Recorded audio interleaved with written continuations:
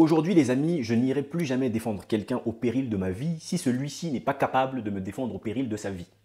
Les Noirs américains par exemple sont des gens qui n'ont rien à faire finalement de l'Afrique ou des Africains. Mais nous sommes toujours ceux-là qui sont dans le forcing, où en fait on veut regrouper tous les Noirs dans un clan où les gens ne veulent même pas de ce clan. Naître d'une peau noire est le fruit du hasard. C'est totalement le fruit du hasard. Si vous êtes né avec une peau noire, c'est simplement parce que vous avez vos ascendants qui sont noirs. Être noir, ce n'est pas un signe de conscience naturelle de son état de noir. C'est-à-dire que ce n'est pas parce que vous êtes noir que vous comprenez dans quelle situation vous vous trouvez, dans quel système vous vous trouvez, dans quel problème vous vous trouvez. Parce qu'aujourd'hui, être noir, c'est déjà se trouver dans un problème. Depuis longtemps, j'ai cru qu'il fallait défendre les noirs, qu'il fallait avoir une cause générale des noirs. Mais les amis, aujourd'hui, je vous dis, ne faites plus jamais ça parce que c'est la plus grosse erreur que vous pouvez faire. En tout cas, aujourd'hui, peut-être qu'il va y avoir un certain nombre d'abonnés qui seront déçus, mais moi, je me dois de dire mes 4 vérités et de toujours dire ce que je pense. Donc avant toute chose, si vous venez de découvrir la chaîne Terre Noire, sachez qu'ici on va parler d'Afrique, on va parler de Noirs, de tous les sujets qui tournent autour de l'africanité. Si vous êtes intéressé par ce genre de sujet les amis, n'hésitez pas à vous abonner, c'est parti pour le jingle.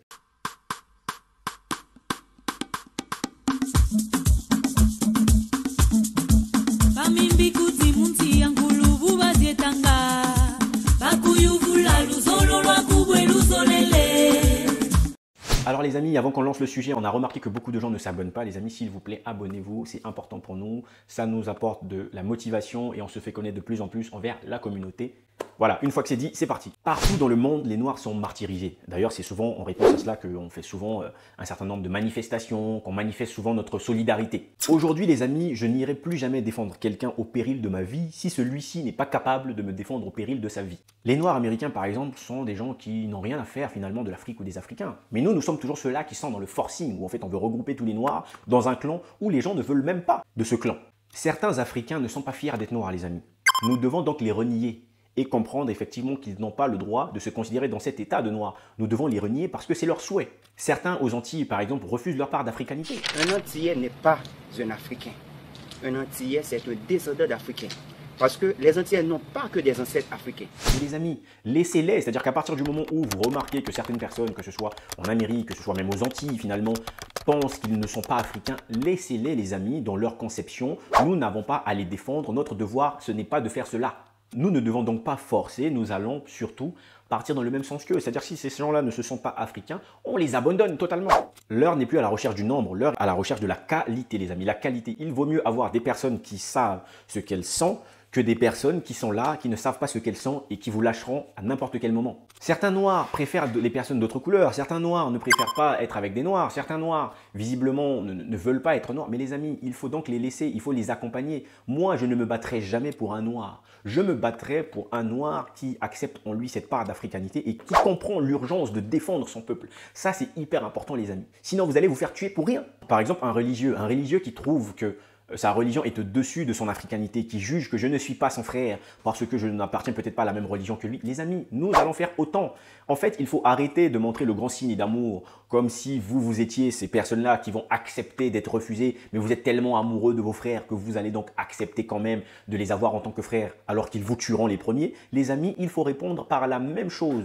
Il faut donc arrêter de chercher à convaincre ces gens. N'oubliez jamais une chose, les amis. Pour l'Amérique, un Noir américain te tuera. Il n'hésitera jamais. Mais chez nous, en Afrique, beaucoup ne connaissent pas le sens de la patrie. Beaucoup ne connaissent pas le sens du devoir. Beaucoup ne savent pas où est-ce qu'ils sont. Beaucoup ne comprennent pas leur état. Comment voulez-vous être fort si vous n'avez même pas des bases qui vous permettent d'être solide? Vous allez prendre pour frère quelqu'un qui ne veut pas être votre frère, alors que vous avez des frères. Vous avez des frères même dans vos pays, dans vos conceptions, que vous pouvez déjà commencer à gagner, mais vous ne vous concentrez pas sur cela. Vous n'êtes pas capable de défendre parfois vos nations.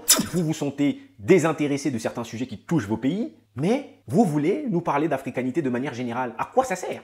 Il est temps, les amis, d'arrêter de jouer les gentils. Ça fait longtemps qu'on veut réunir tout le monde. On est là, oui, panafricanité, on prend tous les Africains, on les regroupe. Je sais par exemple que c'est un discours de Kémy Séba, c'est-à-dire que dans sa conception des choses, il a compris qu'il faut défendre les Africains de manière générale. Je suis d'accord avec lui sur ce sens-là, mais par contre, je suis désolé, moi je me sacrifierai jamais pour quelqu'un qui n'a pas cette capacité de se sacrifier pour moi. Je suis désolé, hein. Je ne vais pas aller me sacrifier pour un gars en Amérique du Sud, alors que lui, l'Afrique, il n'en a rien à cirer. Que l'on soit bien clair, c'est-à-dire que moi, si je me sacrifie pour un frère, je me sacrifierai pour un frère africain qui comprend l'urgence de pouvoir aussi se sacrifier pour moi. C'est ça qui est important. Donc attention de rentrer dans un truc où vous allez vous sacrifier pour les autres qui n'en ont rien à foutre de vous. Pardonnez l'expression. Et je ne comprends pas pourquoi ce sont toujours les Noirs, pourquoi nous on veut toujours regrouper tout le monde. Les Américains, par exemple, aujourd'hui, ils se sentent Américains, mais qui ne sait pas que les Américains viennent d'Europe? Qui ne sait pas que ce sont des Français, des Anglais, des Allemands? Mais Ils sont pas là en train de chialer. Alors bien entendu, ils ne vivent pas les mêmes situations. C'est vrai que nous, ce qui nous pousse souvent à avoir ces réactions, c'est d'abord notre état, puisqu'on nous ramène souvent à notre état de noir. Hein, ça, je comprends bien, le débat n'est pas là. Néanmoins, un Américain n'est pas en train de dire « moi, je suis un ancien Français ». Ils disent « oui, mais mes parents, mes arrière-grands-parents avaient des origines ». Mais voilà, l'histoire s'arrête là, quoi. Nous devons aussi être ainsi. Arrêter de se vexer et comprendre qu'effectivement, nous n'avons plus les mêmes parts de l'histoire. Ceux-là qui veulent se séparer, qu'ils se séparent et au revoir. Et ceux-là qui comprennent cette notion de panafricanité, qu'il faut que l'on soit réunis, qu'on se réunisse et qu'on fasse de grandes choses.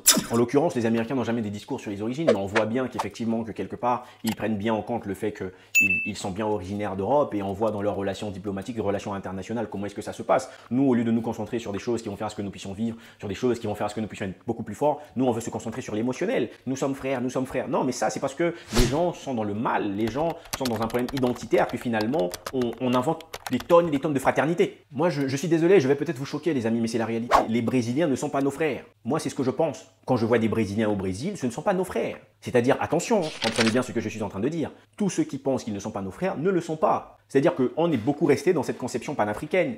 Neymar, quand il joue, il se dit pas « ah là là, je suis congolais » ou « je suis ivoirien ». Vous voyez ce que je veux dire? Il se dit pas « oh, les Ivoiriens sont mes frères ». Et donc, on doit arrêter de faire un pas vers les gens qui n'en ont rien à faire de nous. Les Australiens, les Néo-Zélandais, ce ne sont pas nos frères, les amis. À aucun moment, ces gens-là se disent qu'ils sont nos frères. C'est ça qui est problématique. C'est-à-dire que ça aurait été bien si les gens reconnaissaient déjà cette partie, et peut-être que ça nous aurait donné quelque part aussi une certaine force. Mais on a compris une chose, nous sommes à un niveau, quand je dis on, je parle de l'Afrique d'abord, qui est la terre-mère, compris une chose, que nous sommes à un niveau qui est tellement bas qu'il faut qu'on puisse se concentrer sur nous-mêmes, faire le job pour être haut, et le jour où les autres ils vont vouloir courir après nous, on acceptera de les recevoir, comme une mère qui ne peut pas refuser son enfant, les amis.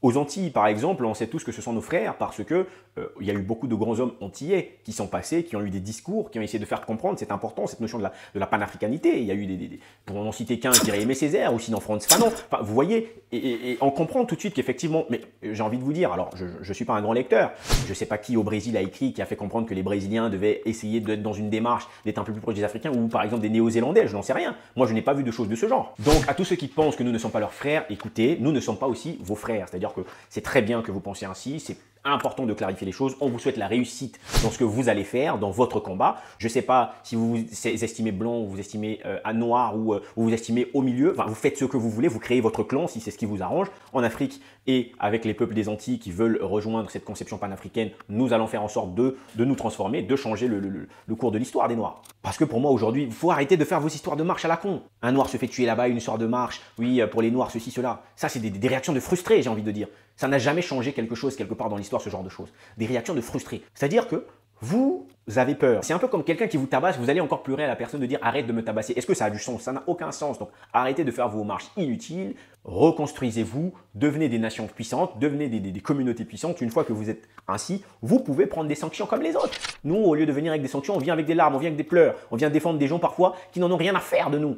Les amis, je pense que la vidéo va s'arrêter là. Dites-moi ce que vous pensez de tout ça. Quelle est votre perception des choses? Est-ce que je suis le seul qui voit le monde de cette manière-là? En tout cas, moi, pour ma part, aujourd'hui, je prendrai pour frère ceux qui pensent que je suis leur frère. Et tous ceux qui pensent que je ne suis pas leur frère, les amis, ce ne sont pas mes frères non plus. Donc, à bon entendeur, les amis, salut. On se dit à très bientôt dans une prochaine vidéo. Ciao.